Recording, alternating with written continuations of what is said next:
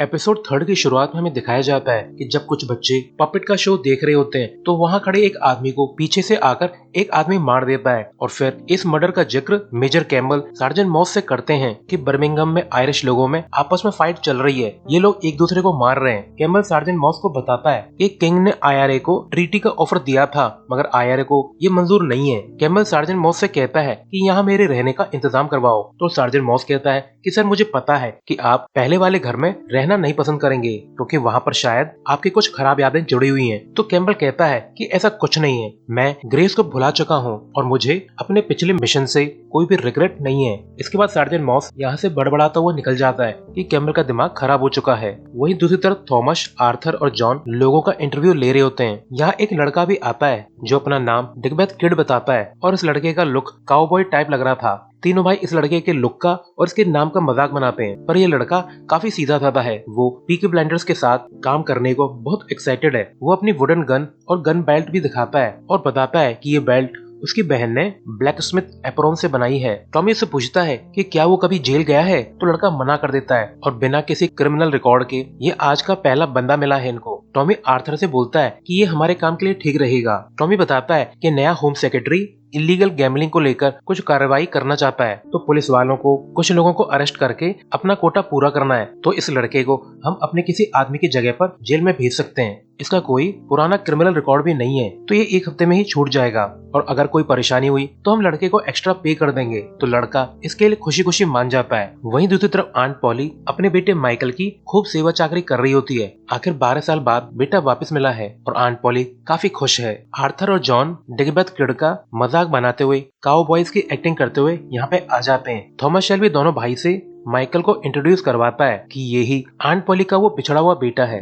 और Tommy Michael को Shelby family में वेलकम करता है। इसके बाद थॉमस और जॉन एक आदमी को मिलने बुलाते हैं। इसका नाम बिली किचन है जो कि थॉमस शेल्बी के लिए एक्टिव सर्विस देने के लिए बिल्कुल रेडी है। बिली किचन बताता है कि उसे गोली लगी थी और वो अभी अभी हॉस्पिटल से डिस्चार्ज हुआ है। थॉमस शेल्बी चाहता है कि बिली किचन उसकी ब्रिगेड का हेड बने जिसमें उसकी कमांड में 100 आदमी होंगे, वही जिनके लिए थॉमस शेल्बी ने एल्फी सॉलमन से वादा किया था। इसके बाद माइकल गैरिसन पब जाता है ताकि अपनी एडॉप्टिव मदर को कॉल कर सके। माइकल टॉमी को बताता है कि मैं अपनी मदर को बताना चाहता हूँ कि मैं इस वक्त कहाँ पे हूँ। टॉमी इंटरप्ट करके बोलता है कि तुम कॉल करके उन्हें बताओ कि तुम वापस आ रहे हो, मैं तुम्हें स्टेशन छोड़ के आ जाऊंगा। टॉमी बोलता है कि माइकल अभी तुम 18 साल के नहीं हुए हो, जब हो जाओ तब तुम अपने फैसले ले सकते हो। तो माइकल कहता है कि मैंने डिसाइड कर लिया है कि मैं यही बर्मिंघम में रहूंगा ताकि अपनी माँ और अपने कजिन्स को बेहतर तरीके से जान सकूं। यहाँ हम देखते हैं कि आंट पॉली का तो ड्रीम है माइकल को गुड बॉय बनाने का मगर माइकल तो ड्रीम कर रहा है of being a bad boy. तो थॉमस शेल्बी बोलता है कि ठीक है, तुम पॉली के बेटे हो, तुम्हें जो ठीक लगे करो। इसके बाद थॉमस शेल्बी और उसके न्यू रिक्रूट्स एल्फी सॉलमन्स के यहाँ काम करने के लिए केम्पटन टाउन पहुंच जाते हैं और सॉलमन्स के यहाँ पे ये सब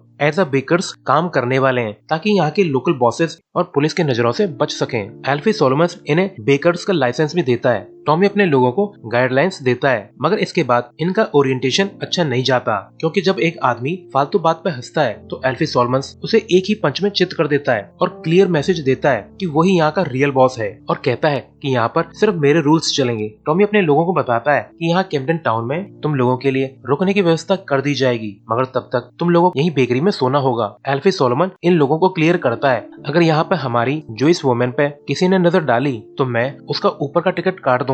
इसके बाद टॉमी एडा से मिलने जाता है तो डोर की आवाज सुनकर एडा गन तान देती है। एडा पूछती है कि तुम्हारे पास यहाँ की चाबी कैसे आई तो टॉमी कहता है कि उसके पास एक स्पेयर की थी तो एडा इस की को ले लेती है। थॉमस शेल्बी एडा से अपने लोगों के लिए रूम तलाशने को कहता है रेंट पर देने के लिए पर एडा काफी नाराज होती है कि टॉमी उन लोगों को जिन कंडीशन में रखना चाह रहा है वो सही नहीं है। मतलब एक रूम में 10 लोग, ढंग की फैसिलिटी भी नहीं होगी और अगर कोई कुछ कंप्लेंट करे तो मामला शांत करने के लिए आर्थर और जॉन को भेज दिया जाता है। गाइस यहाँ पे क्लियर हो जाता है कि एडा की विचारधारा अपनी बाकी फैमिली से डिफरेंट है। टॉमी जब यहाँ से जाने लगता है तो एडा कहती है कि कुछ लोग हमारे घर पे हमेशा नजर रखते हैं, ऐसा लगता है शायद वो पुलिस वाले हैं। तो टॉमी कहता है कि वो तुम्हारी सेफ्टी के लिए हैं और पुलिस वाले हमारे ही टीम में हैं और वैसे भी जब तक कोई हमारे ऊपर नजर न रखे तो मुझे तो नींद नहीं आती। इसके बाद आंट पॉली माइकल को अपने नए घर में ले जाती है जो उसे टॉमी ने गिफ्ट किया था। आंट पॉली बताती है कि उसने यहाँ पर एक मेड भी रखी है जिसने माइकल के लिए रूम रेडी कर दिया है और यहाँ पे आंट पॉली माइकल के साथ टाइम स्पेंड करना चाहती है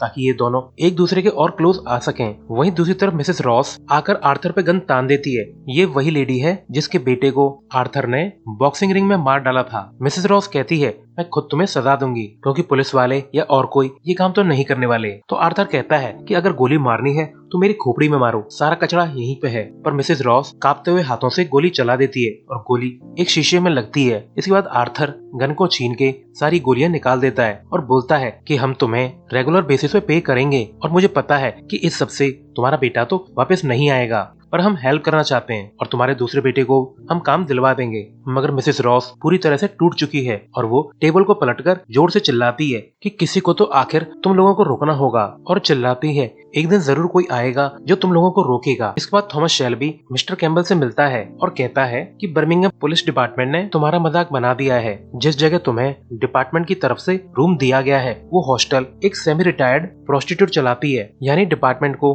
कैम्बल की सीक्रेट एक्टिविटीज के बारे में पता है। तो डिपार्टमेंट कैम्बल का मजाक बना रहा है। गाइस, आपको लास्ट सीजन में कैम्बल का मिस्टर जैंग के ब्रोथल के टूर का तो ध्यान होगा ही, और शायद इसी का जिक्र हो रहा है। मिस्टर कैम्बल काफी नाराज होता है और वो कहता है कि टॉमी, संडे को हमारी मीटिंग है, ध्यान रखना और आगे के इंस्ट्रक्शन मैं तुम्हें वहीं दूंगा। टॉमी कहता है कि मैंने विंस्टन चर्चिल को डायरेक्टली अप्रोच किया, इसलिए तुम्हें जलन हो रही है ना कि उन्होंने मेरे वॉर रिकॉर्ड से इम्प्रेस होकर मुझे एक्सपोर्ट लाइसेंस दे दिया। पर कैम्बल बिना कुछ कहे यहाँ से निकल जाता है। वहीं दूसरी तरफ डिकबेथ किड को अरेस्ट कर लिया जाता है। सार्जेंट मॉस जब उसका रियल नेम पूछता है तो वो लड़का अपना नाम हेरोल्ड हैंकॉक्स बताता है और बैटिंग स्लिप, रेस कार्ड्स की पोजेशन के आरोप में इसे अंदर किया जा रहा है। पर सार्जेंट मॉस को अंदाजा है कि ये बस टॉमी की सेटिंग है। वहीं दूसरी तरफ डार्बी सबीनी अपने आदमी पे काफी गर्म हो रहा था। वो बोलता है कि थॉमस शेल्बी का कुछ इंतजाम किया, तो वो आदमी बताता है कि थॉमस शेल्बी हमेशा अपने लोगों में घिरा रहता है और वहाँ पे उसे मारना काफी मुश्किल है, पर जब वो अपने इलाके से दूर होगा उसे ठिकाने लगा दिया जाएगा। डार्बी सबीनी बोलता है कि एक गार्ड से सुनने में आया है कि टॉमी का एक बुकी अभी भी जेल में पहुंचा है, तो उसे निपटा दो ताकि हम लोग टॉमी को अपना मैसेज दे सकें। डार्बी सबीनी बोलता है कि मुझे शक है कि सोलोमन्स के बेकर्स के बीच में टॉमी ने अपने लोग पहुंचा दिए हैं, क्योंकि हाल फिलहाल की रेसेस में हम हारे हैं और ऐसा लग रहा है कि टॉमी यहाँ भी रेस फिक्स कर रहा है। डार्बी सबीनी अपने आदमी को धमकी देता है कि जल्दी से जेल में उस लड़के को ठिकाने लगाओ और फिर टॉमी का कुछ बंदोबस्त करो। दूसरी तरफ कैम्बल टॉमी की बात को क्रॉस चेक करने अपने हॉस्टल की ओनर को बुलाकर पैसे देकर इंटीमेट होने को बोलता है, तो वो लेडी तुरंत राजी हो जाती है। तो कैम्बल समझ जाता है कि सच में डिपार्टमेंट ने उसके साथ मजाक किया है। कैम्बल इस लेडी को वार्न करता है कि एक बार इस शहर में मेरा काम हो जाए फिर मैं तुम सबको देख लूंगा और आखिरी हंसी मेरी होगी। इसके बाद सबीनी के लोग जेल में हेरोल्ड हैंकॉक्स को पकड़ लेते हैं और दूसरे लड़के को धमकाते हैं कि सबको बता देना कि डार्बी सबीनी से पंगा लेने का यही अंजाम होगा और सभी पीकी ब्लाइंडर्स के साथ यही होने वाला है। हेरोल्ड हैंकॉक्स बोलता है कि मैं पीके ब्लाइंडर्स का मेंबर नहीं हूँ, मैं उनमें से नहीं हूँ, पर फिर भी बेचारे की हत्या कर दी जाती है। इसके बाद शेल्बीज होम में फुल पीकी ब्लाइंडर गैंग मौजूद होता है। टॉमी ने मीटिंग बुलाई होती है और ये लोग डिकबेथ किड की डेथ का रिवेंज लेने का प्लान बना रहे हैं। टॉमी कहता है कि अगर जेल में हमारे लोग सेफ नहीं है तो कोई भी हमारे लिए काम नहीं करेगा, चाहे खिड़की तोड़ो या कुछ भी करो,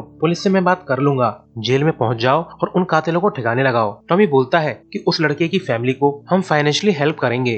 इसके बाद टॉमी आंट पॉली से 1000 गिनीज मांगता है ताकि ऑक्शन में एक घोड़ा खरीद सके। जब आंट पॉली इसकी वजह पूछती है तो टॉमी बताता है कि एक अच्छा रेस हॉर्स सबीनी के रेस ट्रैक्स पर हमारा पासपोर्ट होगा, अदरवाइज सबीनी के लिए काम कर रही पुलिस हमें रेस ट्रैक्स के आसपास भी झांकने नहीं देगी। मगर इस ऑक्शन के लिए माइकल भी जाना चाहता है, पर आंट पॉली ऐसा नहीं चाहती क्योंकि उसे लगता है कि माइकल अपने कजिन्स के संगत में बिगड़ जाएगा, उसे रिस्क है। मगर जॉन कहता है कि आंट पॉली, मैं जब माइकल की एज का था उस टाइम मैंने वॉर में लगभग 100 लोगों को मारा था और लगभग 1000 लोगों को मरते हुए देखा था। माइकल को हमारे साथ आने दो अगर आप सही में चाहती हैं कि वो हमारे साथ यहीं पर रहे, वरना नाराज होकर माइकल वापस भाग जाएगा। तो आंट पॉली बेमन से मान जाती है। इसके बाद ये लोग ऑक्शन के लिए निकल पड़ते हैं और आंट पॉली ने इनके लिए रास्ते के लिए सैंडविचेस बना के भेजी थी। आर्थर ये देखकर काफी ताज्जुब करता है, ओ आंट पॉली ने खुद बनाई है, व्हाट अ चेंज। इन लोगों का ट्रक रास्ते में गर्म हो जाता है तो करली चेक करता है और बाकी लोग सैंडविचेस को उड़ाते हैं और फिर इसके बाद ये लोग ऑक्शन की प्लेस पहुंच जाते हैं और थॉमस शेल्बी घोड़े को दुगनी कीमत में खरीद लेता है। यह थॉमस शेल्बी की मुलाकात मे नाम की लेडी से होती है। मे थॉमस को बताती है कि वो हॉर्स को ट्रेन करती है,